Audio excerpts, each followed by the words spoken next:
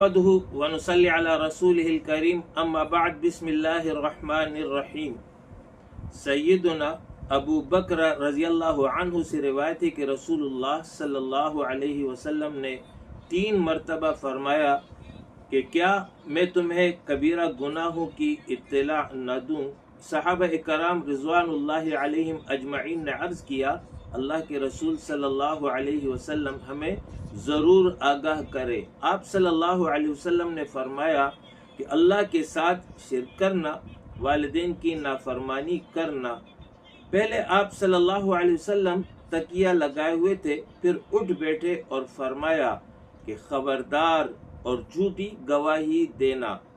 پھر مسلسل اس کا تکرار کرتے رہے، یہاں تک کہ ہم لوگ کہنے لگے کاش آپ خاموش ہو جائیں۔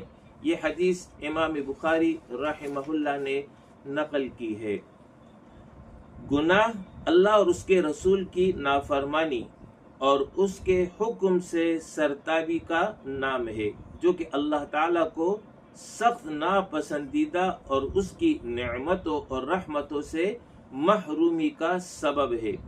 لیکن ہر نافرمانی اور گناہ ایک ہی درجے کے نہیں ہیں، بلکہ اشخاص، حقوق، زمان اور مکان اور اس گناہ پر مرتب ہونے والے اثرات اور نتائج کی بنیاد پر اس کی قباحت اور شناعت میں کمی اور زیادتی ہوتی ہے۔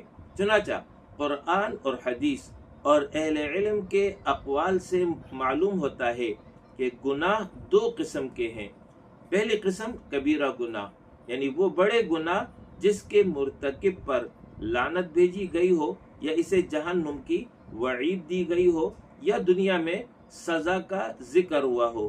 دوسری قسم صغیرہ گناہ، یعنی وہ گناہ جن کے ارتکاب سے قرآن اور حدیث میں منع کیا گیا ہو، لیکن اس کے مرتکب پر، یعنی جس کے کرنے والے پر دنیا اور آخرت میں کوئی حد بیان نہ ہوئی ہو۔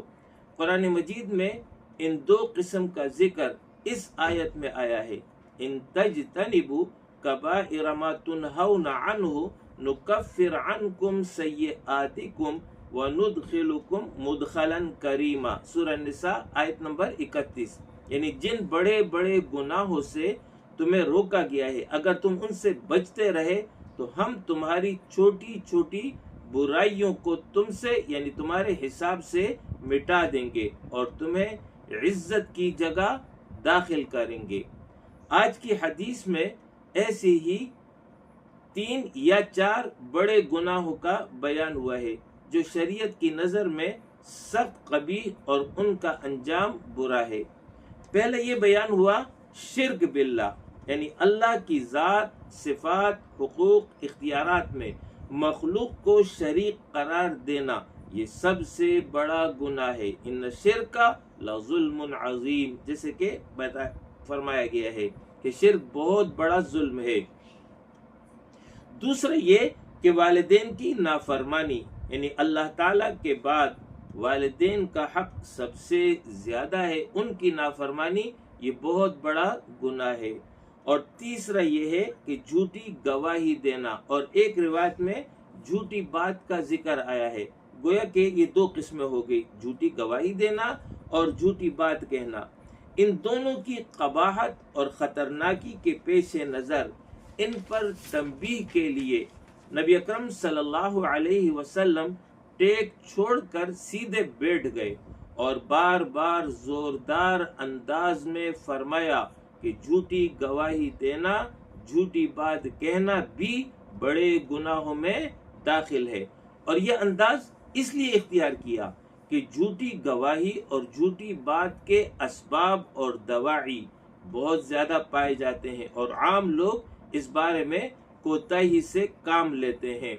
یاد رکھیے، کبیرہ گناہوں کے لیے کہ اس کی سزا سے انسان بچ جائے، یہ ضروری ہے کہ وہ توبہ کرے گا، بغیر توبہ کیے معاف نہیں ہوتے ہیں۔ اور توبہ یہ ہے کہ گناہ سے رک جائے، گناہ پر نادم ہو، آئندہ کے لیے عزم کر لے کہ پھر یہ گناہ نہیں کروں گا۔ تو یہ 3 شرطیں ہیں جو کہ کبیرہ گناہوں کی توبہ کے لیے ضروری ہے۔ اور چوتھی شرط یہ شمار ہوتی ہے کہ اگر اللہ کا حق ہے، نماز نہیں پڑھی، روزہ نہیں رکھا، تو پھر نماز پڑھے، روزہ رکھے۔ اور اگر بندوں کا حق ہے، یعنی کسی کا حق دبایا ہے تو وہ لوٹا دے، کسی پہ ظلم کیا ہے تو اس سے معافی مانگ لے۔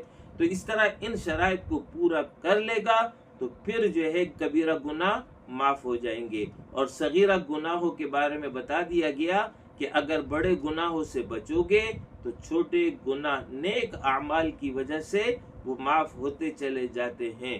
وآخر دعوانا ان الحمد للہ رب العالمین۔